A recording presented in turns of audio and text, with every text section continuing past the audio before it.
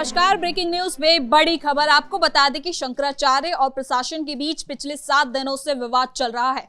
संगम स्नान को लेकर यह विवाद शुरू हुआ था, जो लगातार तूल पकड़ता जा रहा है। अब इस मामले में अवि मुक्तेश्वरानंद ने कहा है कि जब तक जिन्होंने उनका अपमान किया था वो उनको स्नान के लिए सम्मान के साथ नहीं ले जाएंगे, तब तक वो स्नान नहीं करेंगे। इसके साथ ही उनके शिविर की सुरक्षा भी बढ़ा दी गई है। उनके शिष्यों ने कहा है कि जो वहां की सुरक्षा है उसको कल के हालात को देखते हुए वहां पर कड़े इंतजाम कर दिए गए हैं। तो इसी मामले में ज्यादा अपडेट के साथ मेरे साथ मौजूद है कैपिटल टीवी के एग्जीक्यूटिव एडिटर राजीव सिंह जी।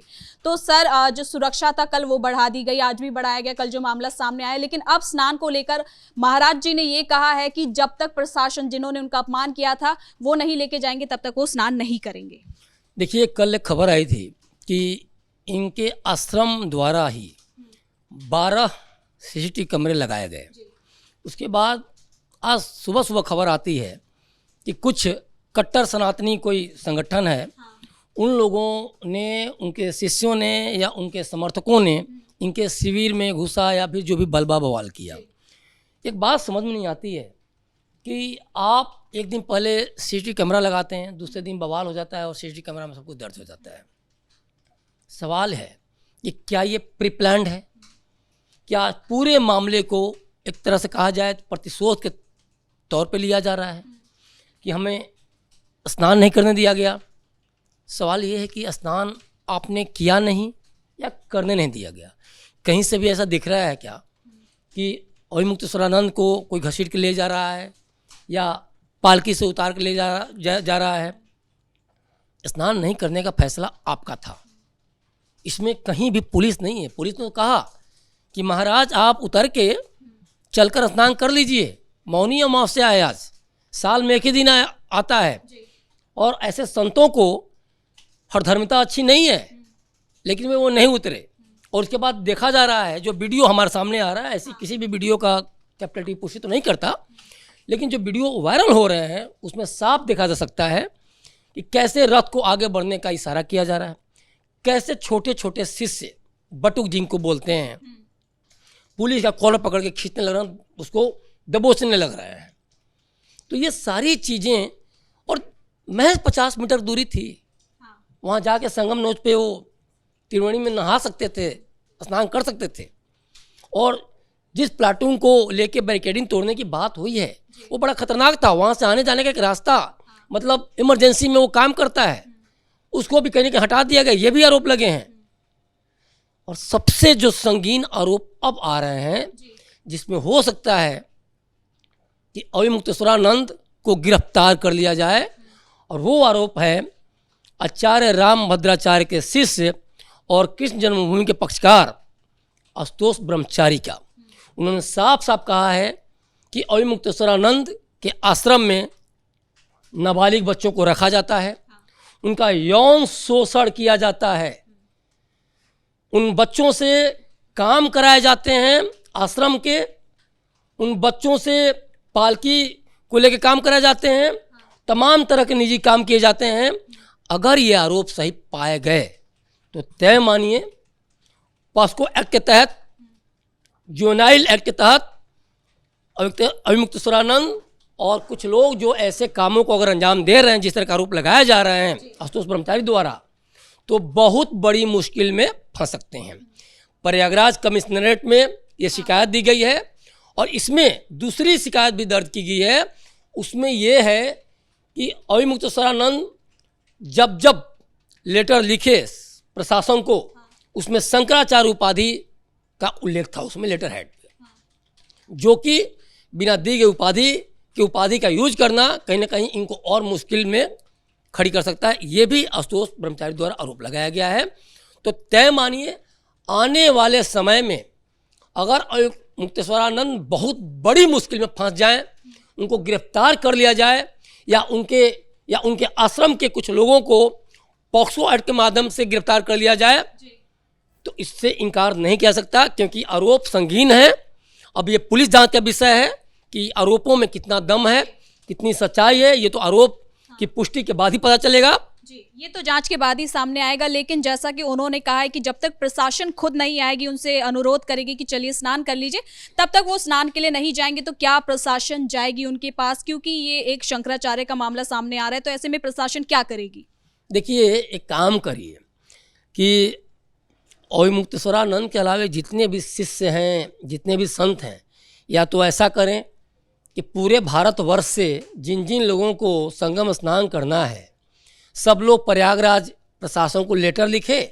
उसके बाद प्रयागराज प्रशासन 100, 200, 500 पालकी तैयार करे और भारत के विभिन्न हिस्सों में पालकी को भेज दे कि चलिए संत जी आप नहा लीजिए, आप नहीं नहाएंगे तो संगम अछूत हो जाएगा। या तो ये काम कर ले, या फिर अविमुक्तेश्वरानंद की बात मान ले। समझ नहीं आता कि एक संत अगर कोई है, मैं किसी भी संत की बात कर रहा हूँ, तो इतना जिद्दी कैसे हो सकता है। संत मान और अपमान दोनों से ऊपर उठकर अपनी ज़िंदगी जीता है, और इसमें हरधर्मिता कहाँ से। मतलब आप प्रशासन जिसको कल्पित मानता हो, प्रशासन ने जिसको नोटिस भेजा हो, प्रशासन जिसको उपाधि छीनने की बात कर रहा हो, प्रशासन जिसकी माघ मेला में बैन करना चाहता हो कि नहीं आपने गलती की है और आप जैसे लोगों को माघ मेला में बैन कर देना चाहिए, प्रशासन जैसी ज़मीनें जो दी गई हैं उनको लेने की बात कर रहा हो, वो अविमुक्तेश्वरानंद क्या चाहते हैं? वो प्रशासन आए, रिक्वेस्ट करे और नहाए। आपको नहाने से किसने रोका है? लेकिन अगर आप ये चाहेंगे कि करोड़ों भक्त, करोड़ों सनातनी वहाँ संगम स्नान कर रहे हैं और उस बीच आपकी पालकी उस भीड़ को चीरती हुई जाए और आपके रथ के चक्कों के नीचे 4 लोगों की डेथ हो जाए, तो ये तो प्रशासन नहीं होने देगा, और योगी आदित्यनाथ खास तौर पर नहीं होने देंगे। और इसीलिए योगी आदित्यनाथ ऐसे किसी भी संत को कालनेमी कहते हैं जो कि सही अनुष्ठान को कालनेमी असुर बनकर, राक्षस बनकर तहस नहस करना चाहता है, या फिर संत के चोले में कालनेमी बनकर हनुमान की निष्ठा को, हनुमान की भक्ति को, हनुमान के अनुष्ठान को, हनुमान द्वारा संजीवनी ले जाने को, हनुमान द्वारा लक्ष्मण के मूर्छा को खत्म करने के लिए सुबह होने से पहले संजीवनी लेकर पहुंच जाने को बाधित करता हो, ऐसे किसी भी कालनेमी को योगी आदित्यनाथ की सरकार बख्शने वाली नहीं है। एक बड़ी बात है, आपने सुना होगा कि कैसे अविमुक्तेश्वरानंद ने योगी आदित्यनाथ की माँ को गालियाँ दी, कैसे उन्होंने हुमायूं की औलाद कहा, औरंगजेब से उनकी को कहीं ना कहीं तुलना की। संत की भाषा ऐसे नहीं हो सकती है। रामभद्राचार्य को वे विकलांग कहते हैं, कहते हैं कि वो तो सन्यास से बनने के लायक ही नहीं है, सन्यास कैसे उसने धारण कर लिया, वो तो विकलांग है। लेकिन सर वो इन सभी आरोपों के बाद ये कह रहे हैं कि चाहे कितने भी जुल्म कर लो लेकिन मैं पीछे नहीं हटूंगा। नहीं तो ठीक है, जुल्म करने की बात कहाँ से आ रही है? देखिए, शासन प्रशासन के एक्शन को अगर वो जुल्म कह रहे हैं तो ऐसे जुल्म उत्तर प्रदेश वासियों की रक्षा के लिए बार बार होगा और होना भी चाहिए। लोक हित यही कह रहा है। लेकिन सबसे बड़ी बात यह है कि अगर आप इन सभी चीज़ों से अपने आप को ऊपर करके देखते हैं, ऊपर उठाकर देखते हैं, तो सवाल तो उठेंगे ही।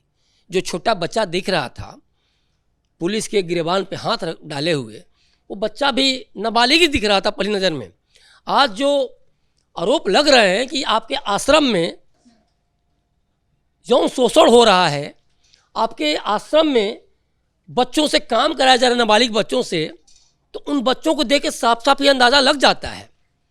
अब तो आरोपों की पुष्टि के बाद ये सारी चीज़ें आएंगी, लेकिन पहली नज़र में अगर इतने बड़े संत ने आरोप लगाया है तो पुलिस तो संज्ञान लेगी, और सीधे सीधे कमिश्नर ऑफिस में अगर शिकायत पहुंची है तो अविमुक्तेश्वरानंद की गिरफ्तारी तय है, 100% तय है। ये भी मान के चलिए, अगर आरोप सिद्ध हो जाते हैं पॉक्सो एक्ट या जुवेनाइल जो जस्टिस कह रहा उसके अनुसार, तो अभी तो यही मामला इनको दिख रहा था कि नहीं हमें स्नान कराने आएंगे, तो आपके ऊपर अगर संगीन आरोप ऐसे लग रहे हैं और आरोपों की पुष्टि हो जाएगी तो आप संगम स्नान करने के लिए आपको ले जाया जाएगा कि जेल ले जाया जाएगा। जो इसके दोषी होंगे ये तो वक्त बताएगा। लेकिन अब जो लग रहा है कि अविमुक्तेश्वरानंद पर जिस तरह संगीन आरोप लग रहे हैं उससे इनके जेल जाने का रास्ता काफ़ी हद तक तैयार हो गया है, ये साफ साफ मालूम पड़ रहा है। बहुत बहुत धन्यवाद सर इन तमाम जानकारी के लिए। तो कुल मिलाकर शंकराचार्य मामले में रोज नया विवाद सामने आ रहा है। एक बार फिर से अब ये सामने आया है कि उनके जो शिष्य हैं वो कहीं ना कहीं नाबालिग है। अगर ये बात सच होती है तो इस मामले में उनकी मुश्किलें और ज्यादा बढ़ सकती हैं। ब्रेकिंग न्यूज में इतना ही। कैमरा पर्सन कुणाल के साथ मैं सृष्टि शाह।